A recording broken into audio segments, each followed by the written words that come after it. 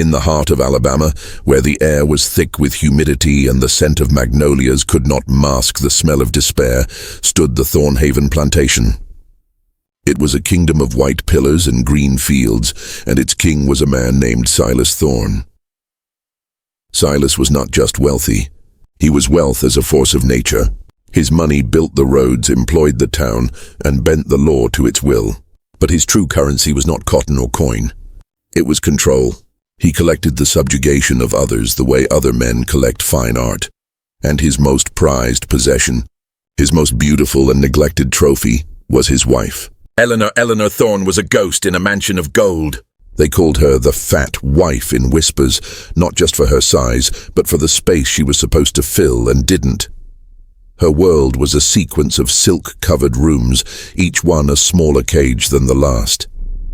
Her every breath was a performance for a husband who never watched. She was fed rich foods to keep her docile, draped in fine silks to display his wealth, and utterly, completely alone.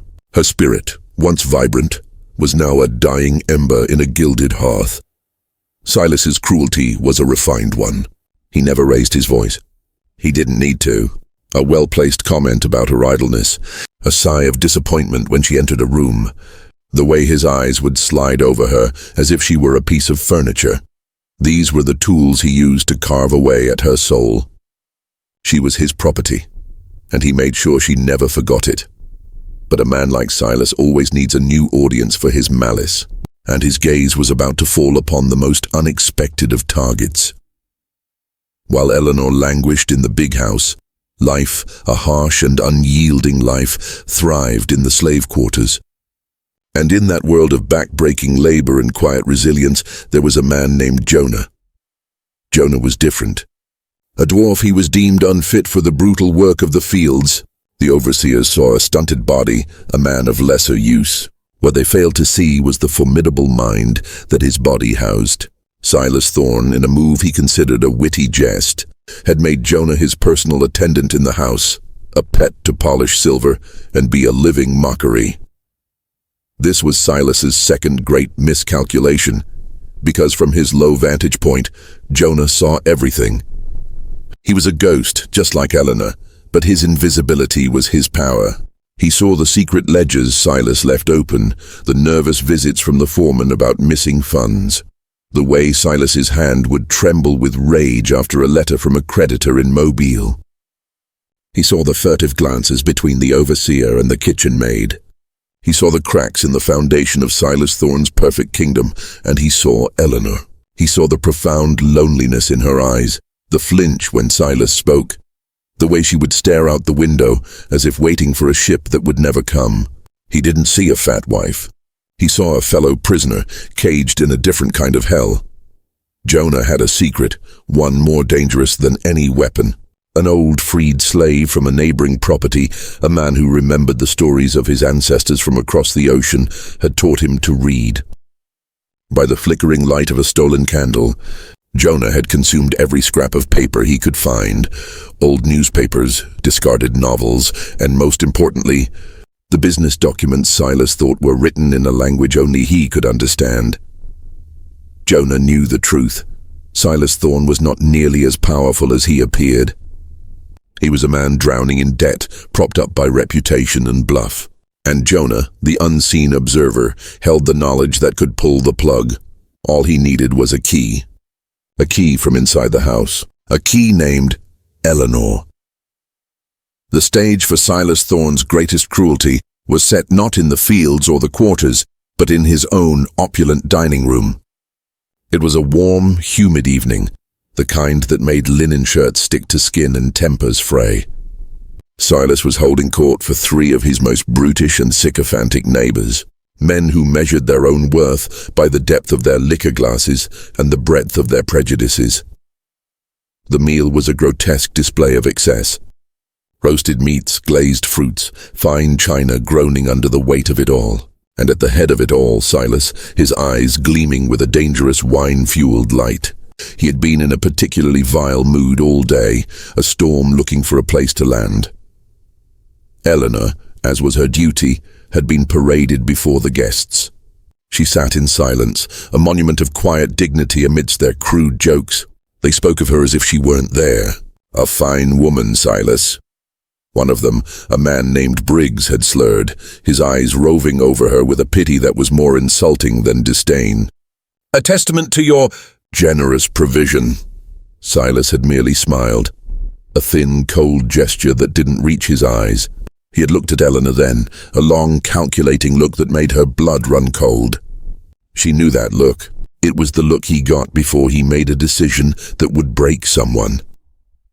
As the servants cleared the final course, Silas raised his glass.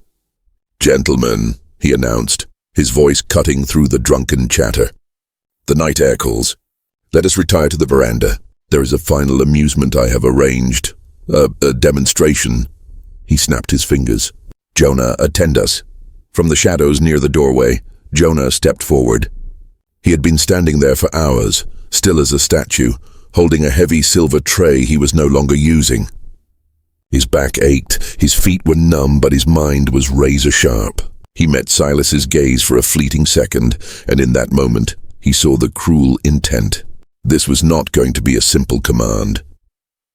The group moved out onto the wide, columned veranda that overlooked the dark, sprawling fields. The air was slightly cooler here, carrying the scent of jasmine and damp earth. The moon was a pale, watchful eye in the sky. Silas positioned himself like a king before his court, leaning against the railing. He gestured for Eleanor to stand beside him. She obeyed, her heart hammering against her ribs, a trapped bird in a cage of silken bone. Jonah stood a few feet away, his head bowed, the picture of subservience. He could feel the eyes of the drunken planters on him, a mixture of curiosity and contempt. Silas took a long, slow sip of his brandy, letting the silence stretch, letting the anticipation build. He looked from Eleanor to Jonah and back again, a slow, theatrical sweep of his head. "Briggs here remarked on my wife's substantial nature," Silas began, his voice deceptively calm. "And it got me to thinking. A man has responsibilities to his property, to his dependents." He paused, letting the word dependence hang in the air, a vile lump of condescension. "I have provided for my wife, Eleanor, everything a woman could possibly want. A roof, food, fine dresses." He gestured vaguely at her. "And yet she seems unfulfilled. A lonely creature in this big, empty house." Eleanor's cheeks burned with a shame so profound she felt dizzy. She stared straight ahead at the dark horizon, refusing to give him the satisfaction of her tears. "And then," Silas continued, his voice dropping to a mock conspiratorial whisper, "I looked at my servant, Jonah, a hard worker, loyal in his own way, but also lonely. A man of his stature has few prospects. It is a tragedy." He took a step forward, his eyes glinting with malicious glee. "So I have arrived at a solution, an act of Christian charity and efficient household management." He raised his glass as if making a toast. "I, Silas Thorne, hereby give my wife Eleanor to the slave Jonah. She is now his to care for, considered a new arrangement, a marriage of sorts, of convenience and of mutual understanding."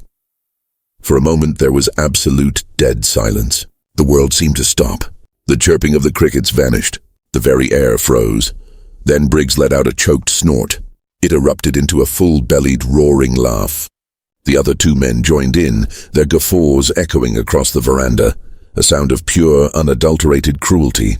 They slapped their knees, they pointed, they wiped tears from their eyes, seeing only the brilliant, wicked humor of their host.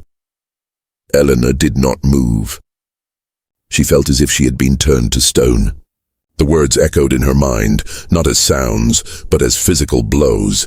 "I give my wife to the slave. She was less than property. She was a toy to be passed to another lesser toy for a joke." Jonah, however, did move. He lifted his head. His eyes, usually so carefully guarded, burned with a cold black fire. He did not look at the laughing men. He did not look at Silas. His gaze went straight to Eleanor. He saw the rigid line of her back, the almost imperceptible tremble in her hands, the absolute devastation that she held at bay by sheer force of will. And in that shared moment of utter dehumanization, A pact was forged in the fires of humiliation. It was not a pact of words, but of understanding. A silent vow passed between them. Silas, mistaking Jonah's stillness for dumb shock and Eleanor's silence for brokenness, beamed with triumph. "See," he said to his friends, his voice booming. They are both speechless with gratitude. The laughter roared again, but for Eleanor and Jonah it was now a distant sound. They were in a new world, a world created by Silas's hatred, a world where the only law left was the law of revenge. The laughter from the veranda still seems to echo, even as the heavy wooden door of the slave quarters closes, shutting out the world. The air inside is different, close, warm, smelling of earth and wood smoke. A single oil lamp gutters on a rough-hewn table, casting long, dancing shadows that seem to mock the two figures who have just entered. For a long, suspended moment, neither of them moved. They stood on opposite sides of the small single room, prisoners in a new, even smaller cage. Eleanor, still draped in the fine silk of her dinner dress, looked utterly alien amidst the humble surroundings of packed earth floor and simple pallet bed. The fabric, once a symbol of her gilded prison, was now a cruel joke. She wrapped her arms around herself, but it was not against the chill. It was to hold the shattered pieces of her dignity together. Jonah did not look at her. His back was turned as he busied himself with the mundane task of banking the small fire in the hearth. His movements were stiff, precise, a controlled mask over the fury that still burned within him. The humiliation was a physical taste in his mouth, metallic and sour. He was a man who relied on the sharpness of his mind, and to be made a buffoon, a punchline for drunken planters, was a poison that seeped deeper than any lash wound. The silence was a third presence in the room, thick and suffocating. It was Eleanor who broke it, her voice a hollow whisper that seemed to startle even her. I can sleep on the floor." Jonah stopped, his hands resting on the rough stone of the hearth. He did not turn. "The floor is dirt," he stated, his voice flat, devoid of emotion. "You will not sleep on the dirt. It wasn't kindness." It was a simple, stark statement of fact, another layer of the impossible situation they were in. Her privilege, even in her disgrace, could not stomach the dirt floor. His reality had always included it. He finally turned, his gaze sweeping over her, taking in the way she shivered despite the warm air. His eyes were not the burning coals of before, but cool, assessing stones. He walked to a small chest in the corner, pulled out a coarse but clean woolen blanket, and held it out to her. It was an offering, but not a gentle one. It was a necessity. Eleanor stared at the blanket, then at his outstretched hand. This was the man to whom she had been given. This was her new reality, held in a square of rough-spun wool. A fresh wave of shame, hot and nauseating, washed over her. She reached for it, her soft, uncalloused fingers brushing against his work-roughened palm. The contact was electric, a jolt that made her flinch back as if burned. Jonah let the blanket fall into her arms. "He expects us to be miserable," he said, his voice low, almost a murmur meant only for the shadows. "He expects you to weep and rage at your fall from grace. He expects me to be either terrified or arrogantly proud of my new possession." He spat the last word out like a piece of rotten meat. "His amusement depends on our suffering." Eleanor clutched the blanket to her chest, a fragile anchor. "Then he will not be disappointed," she whispered, the tears she had held back on the veranda finally beginning to well in her eyes. "He will be," Jonah said, his tone shifting, becoming sharper, more focused. He took a step closer, and for the first time, she saw past his stature and saw the fierce intelligence in his eyes. "Because he has made a fatal error." She looked at him, confused, her tears forgotten. "What error?" "He has put us in the same room," Jonah said, a grim, almost smile touching his lips. "He thinks that by degrading us both he has won, but he doesn't understand. He has taken two separate embers of hatred and placed them together in a single confined space."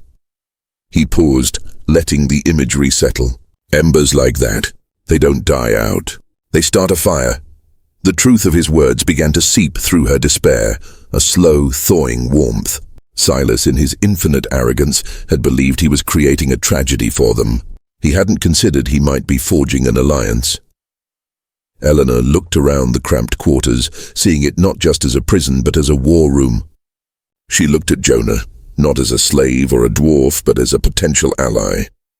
The shock and humiliation began to recede, replaced by something else, something she had not felt in years. A purpose. She took a shaky breath, her voice firmer now. "What do we do?" Jonah's eyes met hers, and in that look, the final barrier between master and slave, between the lady of the house and its servant, crumbled to dust. They were now simply two people, united against a common enemy. "We wait," Jonah said, his gaze shifting towards the small, high window that looked out towards the big house. "We listen, and we learn. He will have a weakness. Every man like him does. We just have to find it." He turned back to her, his expression unreadable. "And you, Eleanor, you have lived in that house for years. You know its secrets. You know his secrets. Tell me everything." The scene shifts to the master bedroom of the main house. Silas Thorne is pouring himself a generous brandy, his face illuminated by a single expensive lamp. The sounds of his departing guests' carriages fade into the distance. A deep, profound silence settles over the plantation, but in Silas's mind, the laughter still rings. He took a long, satisfying swallow, the liquor warming his chest. A slow, smug smile spread across his face. He replayed the evening in his mind, savoring each moment like a fine dessert. The shock on their faces, the glorious, uproarious laughter of his peers. It had been a masterstroke, pure, unadulterated genius. He walked to the window, pushing the heavy curtain aside.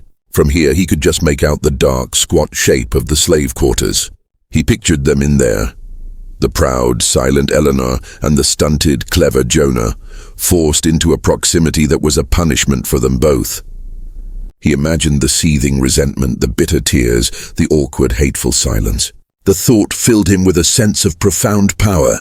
This was control, refined to its purest form. It wasn't just about owning people. It was about orchestrating their misery. A soft knock came at the door. The overseer, a hulking man named Jepson, entered at Silas's command. Jepson's face was a mask of cautious confusion. "The new arrangement, sir?" Jepson began, his voice rough.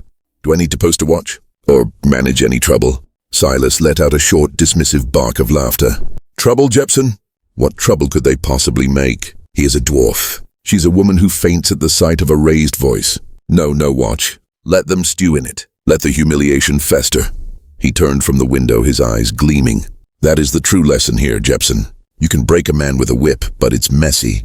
It's crude. This is an art. I haven't just punished them. I have redefined their very existence. Every breath they take in that room will be a reminder of their place. His place is to be the punchline of a joke he can never escape. Her place is to be the prize in a contest no one wanted to win." Jepson shifted uncomfortably, his simpler mind struggling to keep up with the planter's cruel philosophy. "And if they—" "Conspire, sir." "Conspire?" Silas repeated, as if the word were in a foreign language. He laughed again, a rich, confident sound that filled the room. "With what? Needlepoint and bitter tears? She has the knowledge of which fork to use with fish. He knows how to polish silver. What grand conspiracy will they hatch? To starch my cravat incorrectly?" This was Silas Thorne's second great miscalculation. He saw knowledge as trivial, the domain of women and servants. He could not conceive that Eleanor's knowledge of his daily habits, his business worries muttered over dinner, his secret fears whispered in the dark, were more dangerous than any physical weapon. He could not imagine that Jonah's intellect, sharpened in shadow and silence, was a blade waiting to be drawn. He dismissed Jepson with a wave of his hand. "Leave them be. Their misery is my entertainment. I want reports, of course. Tell me if she weeps. Tell me if he sulks. I want to savor every detail." Alone again, Silas refilled his glass. He felt invincible. He had taken two problems, a wife who was a constant, silent reproach, and a slave whose intelligence quietly unnerved him, and solved them both with a single brilliant move. He had shown everyone, from his guests to the lowest field hand, that his power was absolute and his creativity in wielding it limitless. He failed to see the fatal cracks in his own foundation. As he boasted to Jepson, he didn't notice the recent ledger book lying open on his desk, its columns of numbers telling a silent, desperate story of debt and overextension. He didn't consider the letter from the bank in Mobile, carefully worded but clearly anxious, tucked under a paperweight. He was so busy admiring the elegant trap he had built for two others that he was blind to the one closing slowly around himself. His arrogance was a fortress, and he believed its walls were impenetrable. He never stopped to consider that the greatest threat to a fortress is never the army outside the gates, but the sappers quietly digging tunnels beneath them. And in the quiet of the night, two sappers were now at work, their resolve hardened by his mockery, their alliance sealed by his contempt. He looked once more out the window towards the quarters, a smile playing on his lips. He saw only darkness and despair. He did not see the spark. He did not see the two embers of hatred, placed so carefully together by his own hand, beginning to glow ever brighter in the dark. The single lamp in the quarters burns lower, the flame guttering in a pool of wax. The initial stunned silence has evaporated, replaced by a new charged atmosphere. It is not comfortable, but it is focused. Eleanor sits on the edge of the lone pallet, the coarse blanket around her shoulders. Jonah sits on a low stool by the dying fire, his posture no longer stiff with humiliation, but coiled with intent. The darkness outside was no longer a prison wall, but a protective cloak. The silence was no longer oppressive, but a canvas for plotting. Jonah broke it, his voice low and steady, cutting to the heart of the matter. "He is over-leveraged," he stated, not as a question, but as a fact. Eleanor looked up, startled. It was a term she had heard Silas spit out in anger, usually followed by the slam of a ledger. "How could you know that?"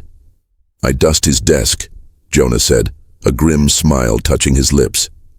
"I see the papers he tries to hide. The letters from the bank in Mobile, the ones he doesn't send. The numbers in the red column get bigger every month. He's borrowing from one merchant to pay another. It's a house of cards." A spark ignited in Eleanor's eyes. For years, Silas's financial worries had been an abstract cloud over the house, a source of his temper. Now, for the first time, she saw them for what they were, a vulnerability, a crack in the marble facade. "Covington," she said, the name emerging from her memory. "Mr. Covington, at the Southern Merchant and Planters Bank. Silas is terrified of him. He received a letter last week. He read it, and then he threw a decanter against the fireplace. He said, 'That pinched-faced clerk dares to threaten me.'"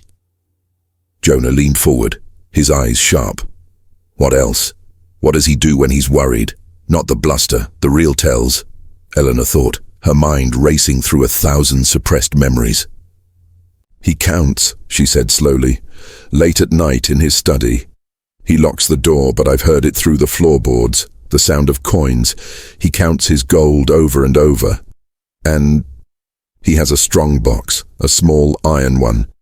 He keeps it hidden behind a loose panel in the study wall, behind his portrait." This was gold, pure, actionable intelligence. Jonah's mind was already mapping the study, calculating the risks. "The strongbox. What's in it?" "I don't know for certain," she admitted.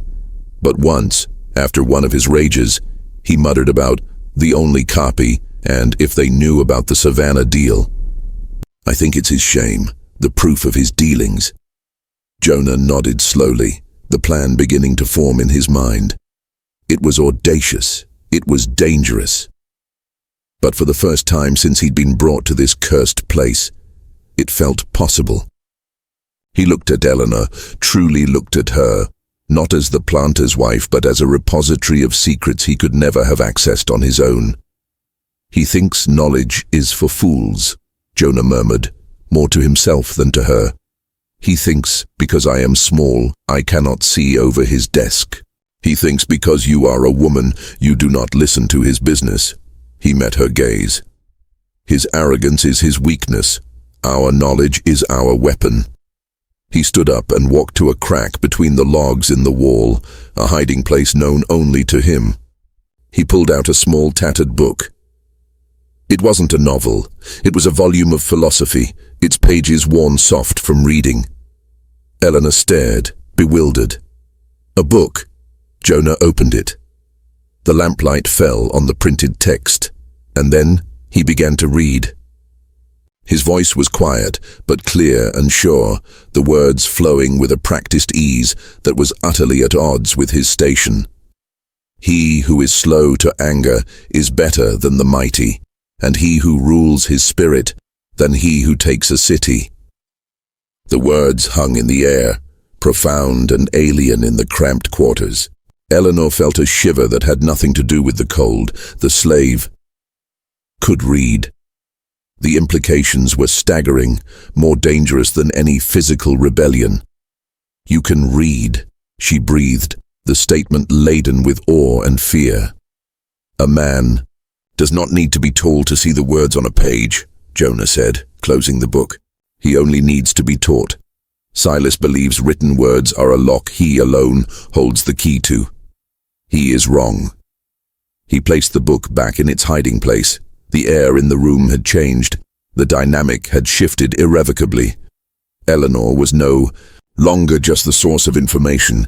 She was a co-conspirator. Jonah was no longer just the muscle of the operation. He was its strategist. "This is what we will do," Jonah began, his voice dropping to a near whisper. "We will be his perfect broken toys. You will be despondent. I will be cowed. We will give Jepson his reports of misery, and in the silence he so generously provides us, we will learn everything. You will remember every name, every fear, every secret he ever let slip. And I will find a way to get to that strongbox." He looked at her, his expression deadly serious. "We are not seeking escape, not yet. We are seeking ruin. His ruin." Eleanor Thorne, the ghost of Thornhaven, felt a long dead part of herself stir. It was not hope. Not quite. It was colder, harder, and far more potent. It was purpose. She nodded, her own voice firm. "Then we begin." The first light of dawn had not yet broken, but the quarters were already astir. The air, once thick with despair, now hummed with a quiet, focused energy. Jonah was gone, having slipped out. Before the first bell to resume his duties, the mask of the subdued servant back in place. Eleanor remained, the coarse blanket now feeling less like a shroud and more like a soldier's cloak. The war began not with a shout, but with a whisper. A tiny, almost imperceptible shift in the order of Silas Thorne's world. It started in the study. Jonah, while dusting, his movements slow and seemingly aimless, let his fingers brush against the stack of correspondence on Silas's desk. He had watched Silas for weeks, knew the man's obsessive yet careless habits. Silas would read a letter, scrawl a response and leave the original tucked under the blotter, intending to file it later. He never did. Today, the letter was from a cotton factor in New Orleans, confirming a shipment and outlining the final payment terms. A crucial document. As Jonah polished the heavy mahogany desk, his cloth swept across the blotter. When he moved away, the letter was no longer there. It had slipped unnoticed behind the heavy desk, settling in the narrow, dusty gap between the wood and the wall. It would be missed, but not for days. And when Silas finally tore the study apart looking for it, he would blame his own temper. A misplaced paper, a clumsy servant, never a deliberate act. The delay would cause confusion, a missed deadline, a souring of relations. A small crack in the foundation. Eleanor's part was quieter still. She had taken to walking the grounds in the morning, a picture of listless dejection for any watching eyes.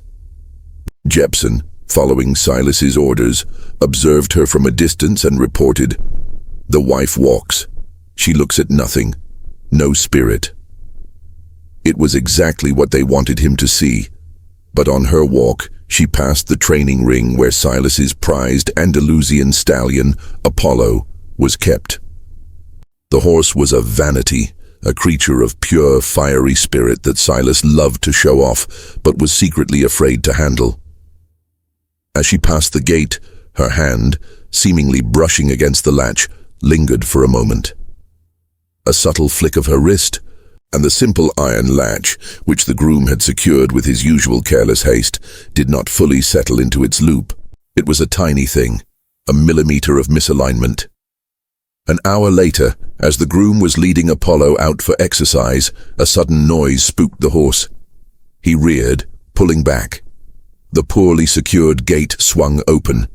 Apollo, sensing freedom, bolted. The result was chaos that echoed all the way to the big house. The stallion tore through a flower garden, trampled a section of fence, and led the stable hands on a frantic 2-hour chase across the pastures. No serious damage was done, but Silas's morning was ruined. His prized animal had been loose, his property damaged. His rage was a thundercloud that hung over the entire plantation for the rest of the day.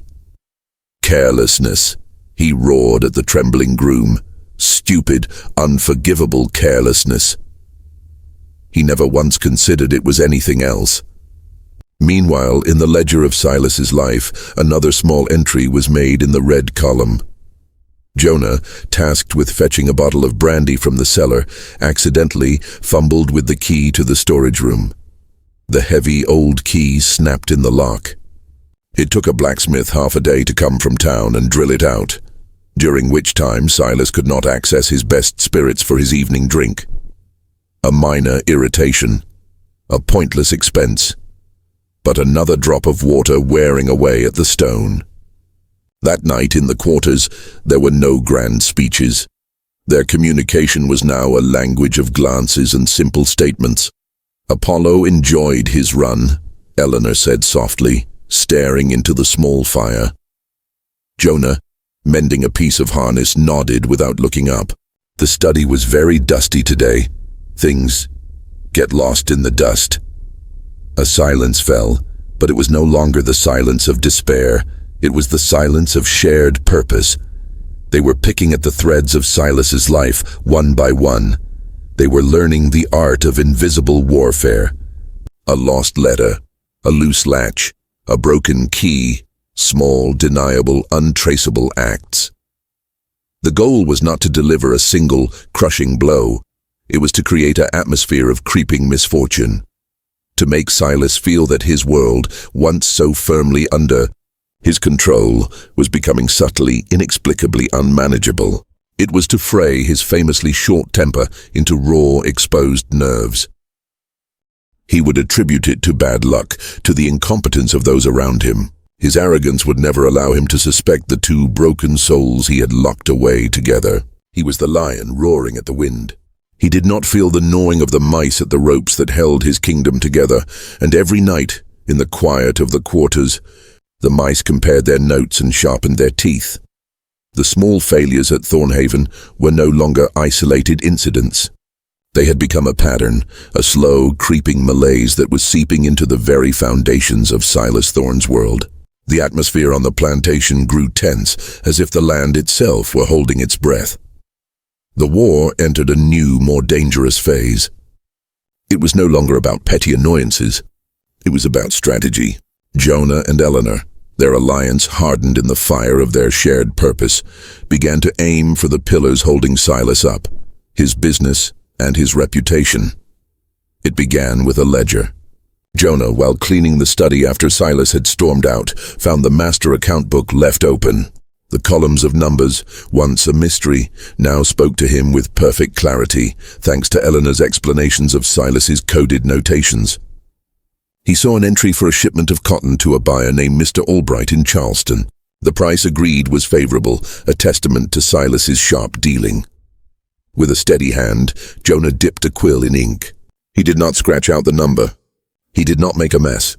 With painstaking precision, he altered a single digit. A 5 became a 6. A price of 15 cents per pound became 16. A small, seemingly trivial increase, but on a shipment of hundreds of bales, it was a significant overcharge.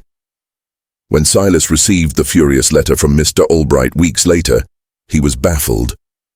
He ranted about the man's dishonesty, his terrible memory, pulling out his own copies of the correspondence, which, of course, showed the original, lower price. The deal was salvaged, but the relationship was soured.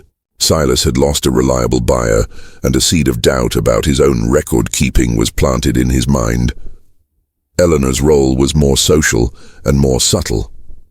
During one of Silas's rare, strained suppers, where he felt obligated to have her present, she played her part perfectly. She was the broken, distracted wife picking at her food when Silas, in a fit of pompous boasting, began deriding his main business rival, a man named Mr. Harrington. As a barely literate upstart, Eleanor waited. Later, while taking the air on the veranda where the wives of the neighborhood often gathered for gossip, she saw her opportunity. Mrs. Griggs, the town's most notorious chatterbox, was holding court. "Silas is so worried about the plantation," Eleanor murmured to no one in particular, her voice a fragile thread. "He tries to hide it, of course. But he said just last night that he fears Mr. Harrington's aggressive tactics. He said Harrington is not a gentleman, that he doesn't understand the old ways." She let her voice trail off, a picture of wifely concern. It was a masterstroke. By the next day, a new, juicier version of the story was circulating. Silas Thorne was afraid of Harrington. The mighty Thornhaven was trembling before the upstart. The story, laced with Eleanor's carefully placed hints, reached Harrington himself. Flushed with a sense of victory, Harrington became bolder in his business dealings, openly challenging Silas at the cotton exchange, sensing weakness where there had only been bluster. Silas felt the world shifting around him. Buyers were becoming difficult. Rivals were emboldened. His own home felt alien, his wife a ghost and his servant a mute reminder of a joke that had somehow stopped being funny. The constant low-grade stress began to etch itself onto his face. He drank more. His temper, always short, became a hair-trigger. He would stare at the portrait behind which his strongbox was hidden, as if seeking reassurance from the cold iron. That box contained his secrets, the forged bills of lading, the private agreement with a ship captain to offload goods without proper tax, the damning IOU he held over the local magistrate. It was his insurance. But now the very sight of it filled him with a new, gnawing anxiety. He was being hunted. He could not see the hunters, he could not hear them, but he could feel their breath on his neck. The foundation of his life, built on arrogance and control, was developing cracks he did not understand and could not repair. The web was tightening, one silken invisible strand at a time. In the quarters the reports were clinical. "The number is changed," Jonah would state. "The word is spread," Eleanor would confirm. There were no celebrations. Only the quiet, relentless work of weavers, spinning a web from the threads of their enemy's own pride and fear, waiting for the moment he would finally stumble into it. The air in the grand ballroom of Thornhaven was thick with the scent of beeswax, perfume, and unspoken tensions. Silas, desperate to project an image of unshakable power after months of strange misfortunes, had thrown the most lavish party of the season. Crystal chandeliers blazed, an orchestra played, and the cream of Alabama society swirled under his roof. He stood near the entrance, a fixed smile on his face, greeting his guests, but his eyes darted nervously. This was his stage, and tonight he needed to be the unquestioned star. From the shadows of the servants' passageway, two figures watched. Jonah, invisible in his livery, moved with a ghost's silence, his eyes missing nothing. Eleanor, positioned on a balcony above the crowd, was a vision of reclaimed dignity in a simple, dark gown. She was no longer the broken wife. She was a witness to an execution. The plan was in motion. Its components were scattered around the room like loaded weapons, waiting for the trigger. The first was Mr. Harrington, Silas's rival. Flush with the confidence lent by the rumors Eleanor had so carefully planted, he approached Silas, his voice loud and jovial, cutting through the polite chatter. "Thorne, a fine party," Harrington boomed, clapping Silas a little too hard on the back. "It's good to see you in such high spirits. One would never guess you've been so preoccupied of late." Silas's smile tightened. "Preoccupied, Harrington? I assure you my affairs are in perfect order. Are they?" Harrington's smile didn't reach his eyes. "The word in mobile is that the Southern Merchant and Planters Bank is growing impatient. That your notes are being called. A shame, really. A ripple of interest went through the nearby guests. Silas's face flushed a deep, dangerous red. That is a damned lie. But the seed of public doubt was sown. The second component arrived precisely on schedule. Mr. Covington, the pinched-faced clerk from the bank, a man whose very presence spoke of ledgers and liabilities, stood in the doorway. He had not been invited. He was looking for Silas, a leather portfolio clutched tightly in his hand. Silas saw him, and his composure cracked. "Covington, what is the meaning of this?" Before the banker could answer, the third and final component fell into place. It was Jonah. As he circulated with a tray of champagne, he stumbled near the large, heavy velvet curtain cord behind Silas's prized portrait. The stumble was artful, his hand yanking the cord as he fell. The curtain rod groaned, and the massive portrait of Silas Thorne, the symbol of his dominion, swung violently away from the wall. Crashing to the floor with a sickening splinter of wood and canvas, a collective gasp filled the ballroom. But the portrait's fall was not the spectacle. It was what was revealed behind it. There, set into the wall, plain for all to see, was the small iron strongbox. In the stunned silence, a voice, clear and sharp, rang out from the balcony. It was Eleanor, the strongbox, Silas. She called, every ear in the room turning to her. "Why don't you tell them what's inside? Tell them about the forged bills of lading for the Star of Savannah. Tell them about the agreement with Captain Miller to bypass the port authorities. Or perhaps the IOU you hold over Magistrate Jones, the one you use to dismiss any legal trouble." The silence was absolute, broken only by the ragged sound of Silas's breath. He stared, first at the exposed strongbox, then at his wife, his face a mask of utter, incomprehensible horror. She knew everything. "You lying witch," he roared, the sound tearing from his throat. "It is not a lie, Silas," Eleanor said, her voice calm, carrying across the room. "The proof is right there. Mr. Covington, the key is on the chain in his waistcoat pocket.